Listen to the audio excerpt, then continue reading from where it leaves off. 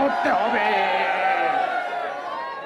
উলামায়ে কেরাম স্বাধীনতার পক্ষের শক্তি, উলামায়ে কেরাম স্বাধীনতার পক্ষের শক্তি। কথা ঠিক না বেঠিক? যদি দেশের স্বাধীনতা রক্ষা করতে চাও, ইসলাম ও মুসলমান উলামায়ে কেরামকে সাহায্য করে শক্তিশালী করার চেষ্টা করো, তবেই তো এই দেশের স্বাধীনতা রক্ষা হবে, রক্ষা হবে, রক্ষা হবে।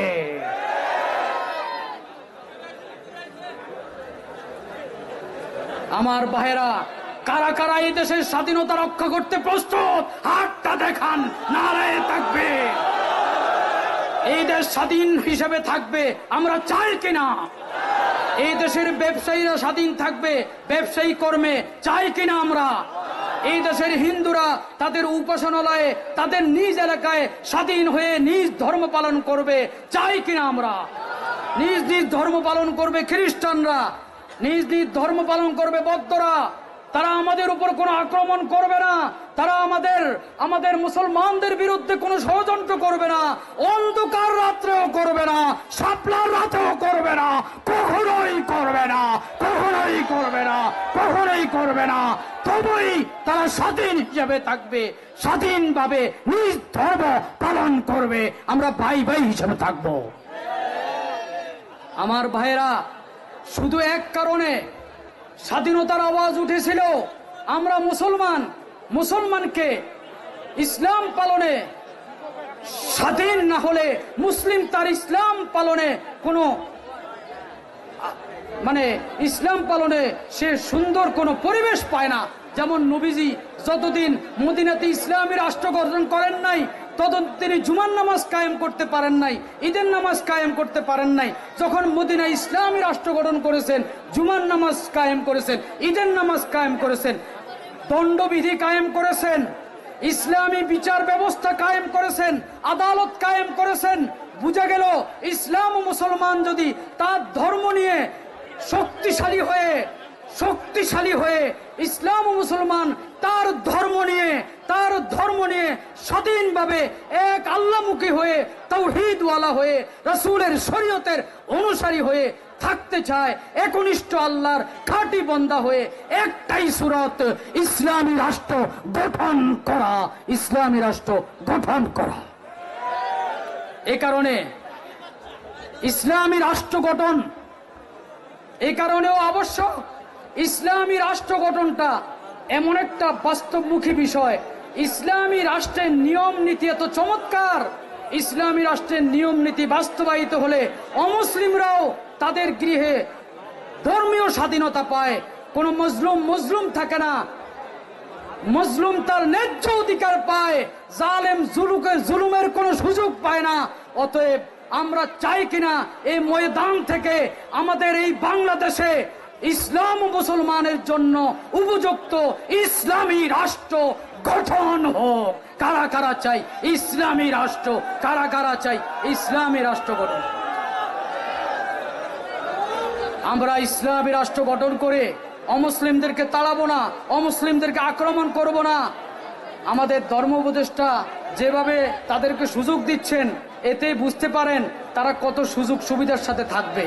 কিছু বিষয়ের জন্য তিনি যেমন বড়, এর জন্য কিছু দুঃখ প্রকাশ করেছেন, সামনে তিনি বলেছেন সতর্ক থাকবেন। আমরা চাই আপনি যেমন বড় হয়েই থাকেন, ইসলাম ও মুসলমানের বিশুদ্ধ আকীদা যেন আঘাত প্রাপ্ত না হয়, হেনস্থ না হয়, এই ব্যাপারে তৎপর থাকুন। সারা বাংলার মুসলমান আপনার সাথে থাকবে। বিশুদ্ধ আকীদা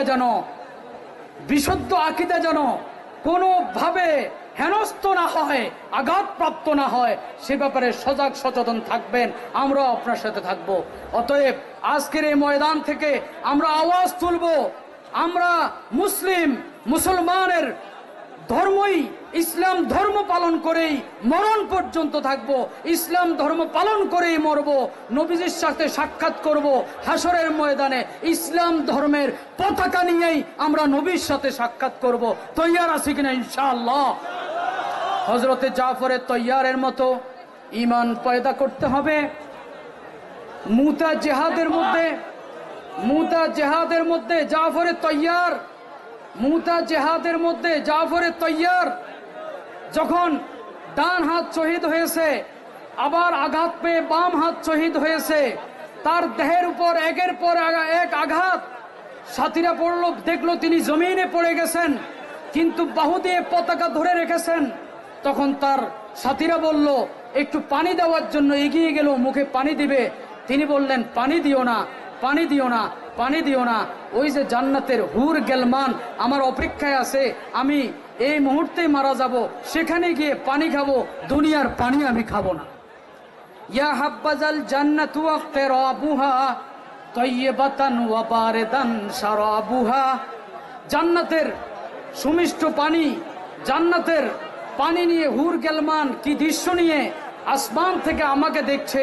আমাকে মৃত্যুর সুযোগ দাও, দুনিয়ার কষ্ট নিয়েই আমি যাব, আখিরাতের আরাম নিয়ে আল্লাহর সাথে আমি মোলাকাত করব। আল্লাহ তাআলা আমাদেরকে তৌফিক দান করুন। সকলে বলি আমিন, সকলে বলি আমিন, সকলে বলি আমিন, সকলে বলি আমিন। আমার ভাই, আমার দোস্ত, এক আল্লাহর জন্য আমাদের জীবনকে কোরবান করতে প্রস্তুত আছে কিনা ইনশাআল্লাহ? তাহলে নামাজ কাজা করব নাকি? নামাজ কাজা করব, নামাজ কাজা করব, হ্যাঁ?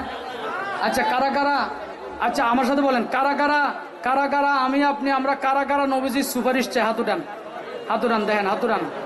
চাইতো, চাইতো আল্লাহর নবীর সম্মানে সবাই চুপ হয়ে যান। বলেন, আমরা কার বান্দা? বলেন, আমরা এখন মারা গেলে আমাদের জানাজা হবে কার নামে? বলেন, কার নামে? কার নামে? কবরে রেখে আসলে সুয়াল করবে কার জন্য? আল্লাহকে, দিন কি, নবীকে। অতএব আমরা এক আল্লাহর জন্য, যেহেতু আল্লাহর নবীর কথা হচ্ছে, আমরা খামোশ থাকি। চাইয়া আছি না ইনশাআল্লাহ? একটু সবর করি, একটু সবর করি, একটু জিকির করেন, লা ইলাহা ইল্লাল্লাহ, লা ইলাহা ইল্লাল্লাহ। একটু জিকির করেন ভালো করে, লা ইলাহা ইল্লাল্লাহ।